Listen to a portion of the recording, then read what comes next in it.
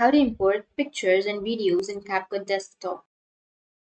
So if you want to import pictures and videos in CapCut Desktop, then first you just need to open up your CapCut application. Once you open up your CapCut, now you need to go with Create Project option.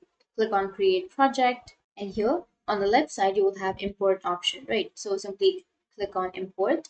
And once you click on import, now here, if you want to choose images or pictures, then you can simply go with the option where you have your pictures. So for example, under downloads, I have my pictures or I have my videos. So you can simply click on the video that you would like to import and then go for open, and your video has been imported. And if you want to add pictures, you can do that same with the pictures also. Select the picture and go with open, and your picture has been imported. So if you want to drag that to your timeline, then you can simply click on this video or image and then you can drag it, or you can simply click on the plus and then it will be added to your timeline. So that's how you can import pictures and videos in CapCut Desktop. And if you have any questions, feel free to comment below. Thanks for watching.